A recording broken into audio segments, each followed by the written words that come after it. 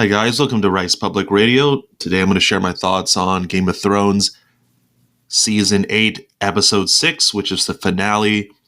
So I'm going to talk about the episode and we're going to wrap it up with some discussion about the entire series as a whole. So just briefly, I really did not like this last episode, this finale of Game of Thrones.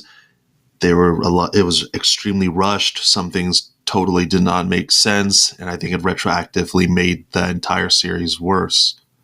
So what we're going to do today, I'm going to give a quick summary of the episode. We're going to talk about the characters, much like we did for episode 5.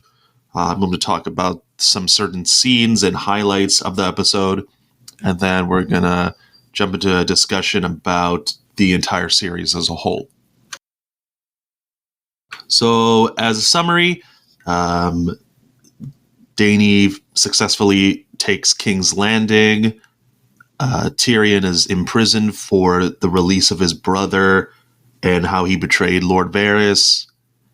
Later on, Jon Snow kills Daenerys, and then a council convenes to determine the next king of Westeros.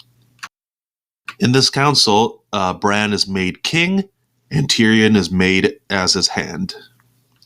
At the end of this episode, Arya travels to the west of Westeros, Sansa becomes queen of the newly independent North, and Jon is exiled to the Night's Watch. So let's jump on into the characters. Daenerys, she dies to Jon Snow, and she basically gets stabbed and dies in one of the scenes. Well, just to point out, Emilia Clarke did a great job portraying Daenerys. Her facial expressions and her dialogue were excellent, and she played a very convincing queen that was crazy, that was mad. So nothing on Emilia Clarke's end. She did an amazing job. My complaints with Daenerys, though, it was the transition from a sane character to a mad one was very quick, was very abrupt, and we needed to see much more of a transition from a sane character into the Mad Queen. It was very problematic that we only had 6 episodes this season.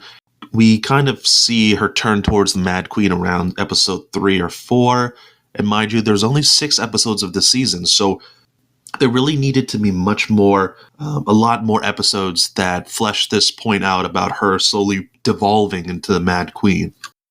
You know, let's compare her to Anakin Skywalker of Star Wars. There were scenes really dedicated to him becoming, turning to the dark side. If you remember in like episodes 2 and 3, Anakin, he killed the slavers that kidnapped his mother. He had nightmares about his mom. There was that great scene where he was sitting with the Chancellor and, talking to Palpatine about acquiring this power of sustaining life after death. There was that scene where Anakin killed Count Dooku. Instead of imprisoning him, he stopped Mace Windu from killing Palpatine. And I guess, his final act of turning was he attacked the Jedi Temple. So, we saw all these scenes in Star Wars that led us to believe that Anakin fully gone to the dark side. And we just didn't see this in Game of Thrones. Now, obviously, Star Wars, you had to do this in a movie. It's a movie, so obviously you have to show these developments much more quicker. Game of Thrones is a television series, so we needed to see all these television episodes. We needed to see multiple episodes of Dany transforming. And so this is just complete failure on the writers on D&D's part. It wasn't a convincing turn, but, that's what we got. And a lot of people are unhappy. I'm unhappy. I think if this would have been people would be more receptive to that turn to becoming the Mad Queen if they just dedicated much more time to showing the audience showing how, she was starting to do irrational things, starting to do things that didn't make sense. If we just got more scenes or more dialogue that reflected that turn, a lot more fans would have been satisfied. Okay, moving on to Jon Snow. He got exiled back to the freaking Night's Watch. Well, first of all, what is the point of the Night's Watch? The Night King is dead. The wildlings are returning back to the north, and they've essentially made peace with the Northmen. The White Walkers are gone. So what is the point of the existence of the Night's Watch? They had that one throwaway line where they said, "Oh, there's still a place to send bastards to, and and troublemakers and all that." So I think that's just a weak justification, and they just needed to get rid of Jon Snow. So that was extremely lame. I think the most egregious error on the writer's part was Jon Snow's plotline didn't go anywhere. There was so much hype and mystery about who are Jon's parents, who was Jon's father, who was Jon's mother. Was he really a bastard child? Well, there was all that hype, and it was revealed that he is the true Targaryen heir to the throne. All the hype about Rhaegal and Lyanna, it just went to the dumpster in the end. What was the point of telling the audience through all this screen time, all this mystery about who Jon Snow's parents are, just to have it not matter in the end? I get that, in Game of Thrones, we're not using the typical fantasy tropes of the rightful king, or the how in Lord of the Rings the Aragorn comes back from a mysterious past to become the king of Gondor or whatever. I get that we're not using the typical storytelling methods of the past, but you really have to make a satisfying and conclusive ending to Jon Snow. And exiling back to the Night's Watch it just seems like a big F you to the fans, a big F you to the people who were so invested into his character, that, were so interested in Jon's lineage and was waiting to see what would happen to him. He was such a heroic, sympathetic character in the first, 5-6 seasons. And in the last 2 seasons, particularly this last one, season 8, they really took away all his dialogue. Everyone was joking, and rightfully so, about how the only words that came out of his mouth were, "Oh, Daenerys is my queen," or "I don't want the throne." So it's like he was reduced from a primary character of importance. Last, Targaryen heir to the throne. He was brought back for a purpose, and it's like in the end, just to get exiled back to the Night's Watch. So it's extremely frustrating what happened to Jon Snow, and he got screwed in the end. Moving on to Bran Stark. This probably pissed me off the most out of what happened to all these characters. He was chosen to be king of Westeros, to sit on the Iron Throne. This guy didn't do shit this entire series. We were all led up to believe that he had an important role to play in the show, how he was so powerful and smart because he was the three-eyed raven. He could, control people. He could warg into people. He can go see the past. And this guy didn't do shit. This guy, especially in the Battle of Winterfell, he didn't do anything. He kind of just sat there and warg into ravens or something. It was just unbelievable. And the whole justification about him, about his election as king was so stupid. Tyrion was saying, we need someone with a good story, and Bran has a good story. That's absolutely nonsense and BS. Jon Snow has a better story. He was a bastard child, the last Targaryen heir. He was, the rightful claim to the throne. He was sent to the Night's Watch, where he became Lord Commander. He won the Battle of Bastards. He fought off the wildlings, yada yada. So this whole nonsense surrounding Bran's election as king, I'm just face palming hard, man. It wouldn't be as problematic if the writers just showed us what Bran did while he was warging, or more scenes showing off, how he contributed to, to the Starks, or contributed to some kind of outcome. We didn't see that, especially in the Battle of Winterfell. A perfect moment where he could have, the audience could have seen, Bran warg into something, a dragon or something, to play a part in this battle, to play an important role. We didn't see any of that. So him becoming king is akin to someone not doing any work in a group project, but somehow getting an A. It's so frustrating. Anyone could have been. Jon Snow could have been king. Gendry could have been king. Please, not Bran. Give me a break. Okay, moving on to another character, Tyrion Lannister. Tyrion had some pretty good dialogue in the last episode, so I'm glad we kind of went back to the old school Game of Thrones where smart and witty dialogue is the norm. But obviously, this is the series finale, so it's pretty moot by this point. But anyways, he committed treason by freeing Jaime, and he also betrayed Varys. So he already screwed up a couple times. And the fact that at the end of the show, he gets to be hanged again? Why would you want to choose someone that already screwed up a couple times?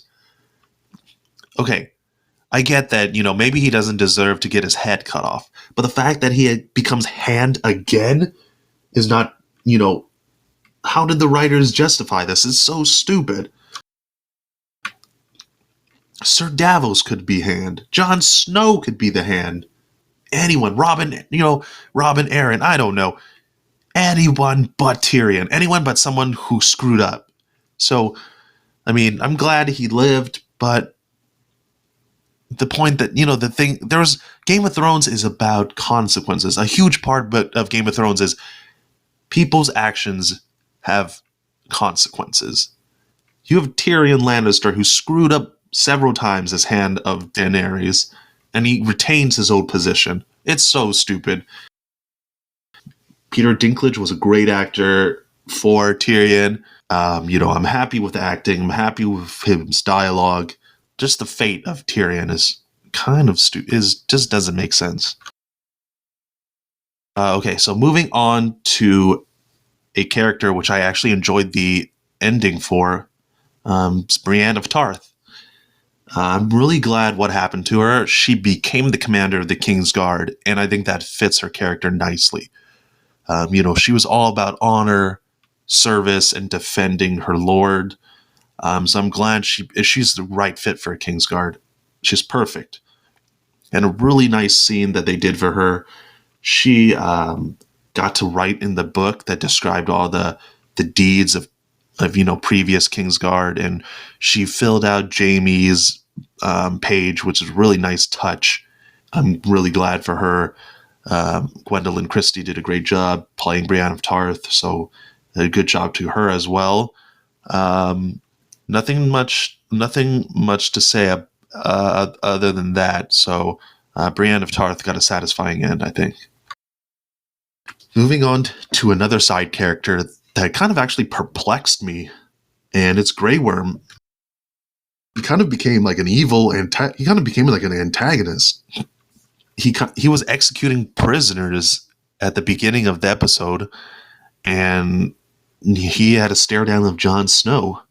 And funny thing is how he kind of became the last villain after Daenerys died, because, well, the writers screwed up here too, because there was a missed opportunity to show his reaction to Jon Snow killing Daenerys. We wanted to see his reaction. His queen got killed by Jon Snow. We wanted to see what he would do, what he would say. The writers completely cut that out. And the whole point about how at the end of the show, Jon Snow gets exiled north to the Wall, and Grey Worm and the Unsullied, they just leave on ships and just bounce. So, well, this guy just killed your freaking queen. You're just going to bounce and leave just like that? So it's like question mark, huge question mark. People were rightly pissed about what happened to Grey Worm. Okay, so back to a couple of main characters. Sansa Stark, good outcome for her. Sophie Turner, she was great as Sansa. Sansa became queen of the newly independent North, which is makes a lot of sense, and I'm glad that she turned out to be the ruler of Winterfell. So Nothing more to say about her.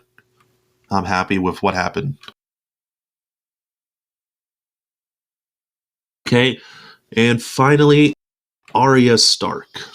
Wow, in my view, they totally screwed up Arya, and they didn't know what to do with her character. First couple of seasons, she's training to be a faceless man, to be a ruthless killer. She gets the power of, getting people's faces and becoming an expert assassin. And that plot just went nowhere. We didn't see her use that skill after, she used it to kill Walder Frey. And then after that, we never saw that skill ever again. And it never played a part in the story. So they completely dumped that plot line into the trash. So what was the point of her going to King's Landing anyways? Cersei gets killed by falling rubble. The Mountain gets killed by Sandor Clegane. What could they have done with Arya? She, at the end of the show, she just becomes an explorer and decides to sail west. And I think a lot of fans felt that what should have happened to her character was, she spent a lot of time training to be an assassin, but then she eventually realizes the importance of family. And, I think they should have went with this. I'm not a writer myself, so I don't know what they could have done with Arya, but it totally feels like they botched her ending, and I'm just not satisfied with what happened to her in the end. So that wraps up our characters. We're going to move on to specific scenes on the episode, and then I'm going to talk about some of the highlights. I really enjoyed the mood and atmosphere of the first half of this episode. From the beginning, where they're walking through the rubble of King's Landing, all the way to the point where just right after Jon kills Daenerys. It's got this brooding, mysterious, dark atmosphere. There's ash or snow falling from the sky. You see the entire city's in rubble. You see kind of like the dark, cloudy sky. It's got this great atmosphere of mystery, of gloom, of death. And whoever, decided to go with this in production did a great job. I really liked how dark and awesome it felt.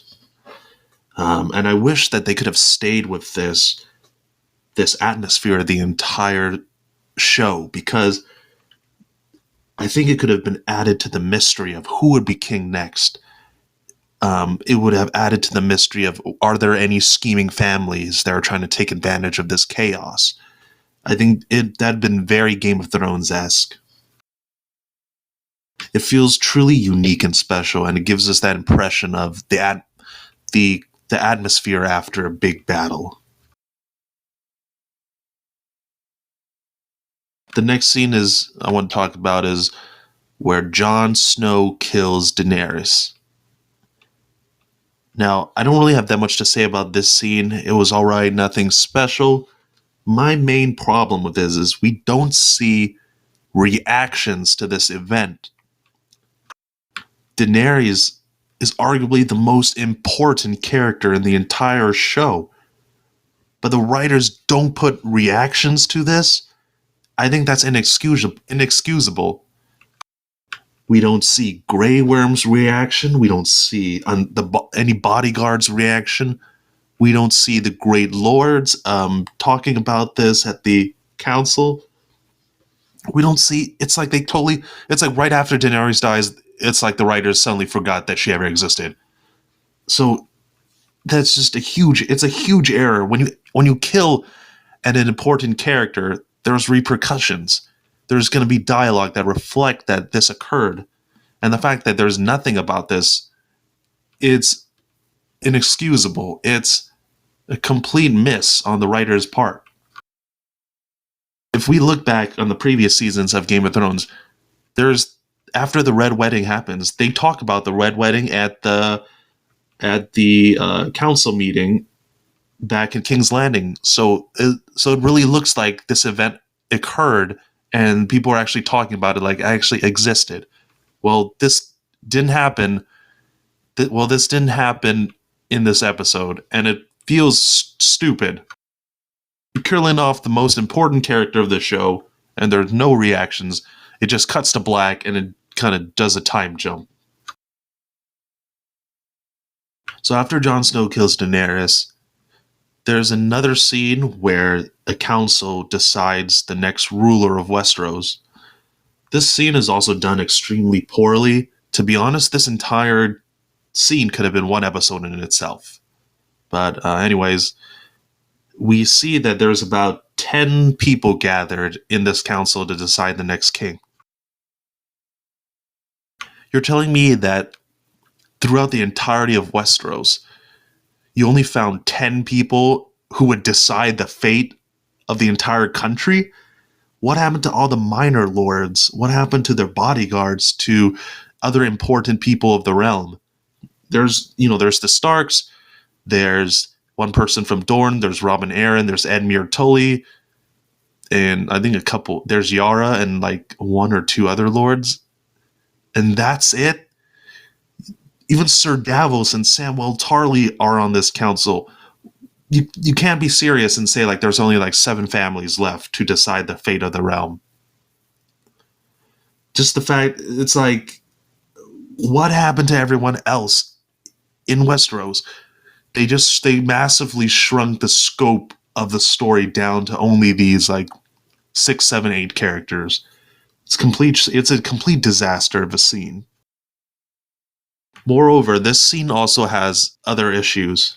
We talked about how Tyrion suggested Bran as a ruler, and how that's a stupid pick. But also, there's this comedic moment of Edmure Tully trying to make a claim for the throne, and Sansa just tells him to sit down, uncle.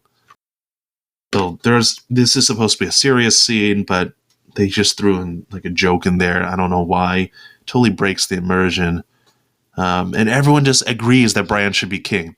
There's no Game of Thrones-ass plotting or scheming. Everyone just is in agreement that he should be king.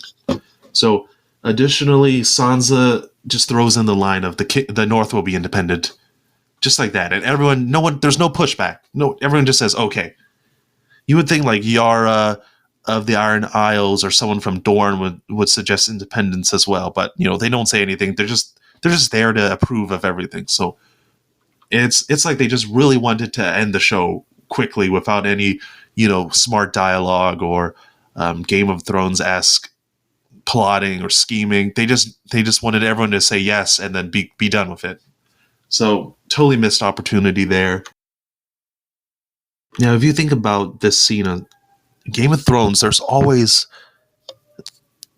especially the first 5 seasons, it's always about scheming between families, backstabbing, political intrigue, how characters have different motivations. We didn't really see that at this council meeting. Everyone was just there. It's like the writers just put in all the people that they forgot about into that one scene, just as a way to show that they remembered about them and they're trying to wrap up their stories. It adds insult to injury for those people who really enjoyed the books or really enjoyed the different characters of the show. I talked about Bran Stark, again, the whole line about having a better story is just absurd. Jon Snow is the Lord Commander. He has a better claim to the throne. Beat the Wildlings, beat the Boltons. He can ride a dragon, yada yada. Again, they don't mention Jon Snow at the council. They don't care to mention that Jon Snow killed Daenerys. Hello, anyone? Okay, so now I'm going to talk about missed opportunities. The first missed opportunity is Jon's lineage and his character in general. Rhaegal and Lyanna and the entire mystery surrounding Jon Snow's parentage was a huge deal in the show, and the audience was the audience members were rightfully led to believe that this would play an important part in the end of the show. But this went absolutely nowhere. It went into the trash. It was a complete waste of time and effort. Just, being invested into this character, finding out the mystery behind who his parents were, just to have the writers drop it. And, in retrospect, it made Ned Stark's story worse. As you may recall, Ned Stark went to the grave defending the secret of Jon's parentage. That was pretty much Ned Stark's character. He was an honorable man. He took that secret to the grave. Well, that secret didn't go anywhere. Jon Snow, he didn't become king. Didn't matter who his parents were because he got exiled back to the Night's Watch. Another plot point that was missed was the Faceless Men, and I talked about this earlier regarding Arya's character. We wasted so much time about that plot point, about her training to be an assassin, taking people's faces, using that ability. Once she killed the Freys, that was the end of that power. So really disappointing about what happened in the Faceless Men plot, and that Jakar, I forgot his name, but that Jakar Haken or whatever his name was, dude, just completely dropped that. Another plot that was missed was Lord Varys. We see, I think it was in episode 4, we see Varys sending a message using ravens, presumably about Jon's real lineage and about how he's the rightful heir to the throne. We were wondering if this actually had an impact on the story. And guess what? It had no impact. Oh my god, surprise, no impact. Nothing, no dialogue about this, no consequences. What was the point of showing that, Lord Varys sending messages through ravens? It went nowhere. So, another dropped ball by D&D. I kind of, this was covered by so many YouTubers. So after Varys, another missed opportunity by the writers was the Night King and the White Walkers. Who was this dude? Oh, we don't know. Why did he do what he did? Why did he invade the realm of men? Oh, we don't know. Who are the White Walkers? Oh, no one knows. What was the deal with Craster's keep and why Craster offered his children to the White Walkers? Oh, no explanation. What was the deal with all these circly symbols that the White Walkers had? Oh, no explanation. So, we went to the end of Game of Thrones without any explanation for the White Walker menace. It's so disappointing. We hear about the White Walkers, about winter is coming and all that, right from the first episode of Season 1. It was built up to be such an important plot line, and it just ended in one battle in episode 3 of the 8th season. Well, maybe they could have taken the last couple of episodes to explain it some more. Nope, just kidding. D&D dumped that entire plot line into the trash.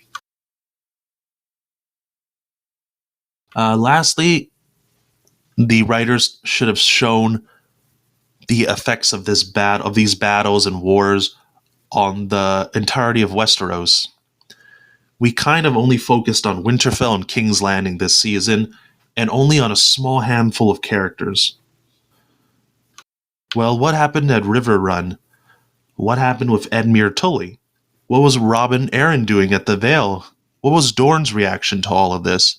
What happened to Howland Reed and Mira Reed? There was so much opportunity to elaborate and to give detail about the world at large. And D&D completely dropped the ball on this. Look at this. There was Essos, the entire continent of Essos, the Free Cities, the Iron Bank, the Slaver's Bay, Pentos, Braavos, all this. Nothing. After Daenerys went into the Westeros, all that stuff was cut out. There were so many loose ends that could have been tied up that would have made the show so much more satisfying. And it didn't happen. We already saw some of this at season 7. Instead of talking more about the world at large and other minor characters, the show just started focusing on 2 different sets of teams, Team Dany and Team Cersei. I'm just really disappointed in all this. There's so many things that they could have done with the show that would have made it so much better. This was one of the most popular shows on TV, and the writers really dropped the ball. And 1 week later, I'm still disappointed. And in a way, I'm still pretty mad that they took a dump on all the fans. They took a dump on the series. It's like, why were we so invested? I started watching this in 2014, and I was so invested into the show, so interested in the stories and the characters, just to have it end in such an unsatisfying way. Man, it's like being sucker punched. A great analogy that I read is this ending. It was like playing an RPG or open world game and doing the bare minimum to get an ending. It's like you didn't do any of the side quests in the game, and they gave you the most vanilla default ending that wasn't satisfying at all. That's how I felt about this show. So I don't know. A lot of people feel hurt and betrayed and angry. There's a lot of hate towards D&D, which is completely justified. These assholes just ruined the show. They just wanted to have their way. They didn't care about listening to feedback from the actors, and it seems like they just wanted to end the story and move on to Star Wars. Now, I might watch the show again, maybe the first 4 or 5 seasons, but the last episode and the conclusion retroactively made these episodes worse. I was watching old clips the other day of Game of Thrones, and the dialogue was just so much better, so much more polished. I'm just disappointed to see the huge drop in quality for Game of Thrones. I mean, a lot of people started seeing a drop in season like 5, 6, or 7. To me, it was obvious by season 7, the show was starting to get a little wonky with all the people fast traveling all over the place. But a lot of us held on thinking that there'd be a great conclusion to the show. And we were left with this steaming hot pile of crap. So anyways, that's it. That's my review of the episode and our wrap up of the Game of Thrones series. Let me know what you think. Please visit our blog at www.thericeclub.wordpress.com. Drop a comment or a question. Thanks for listening, and I hope you have a great day.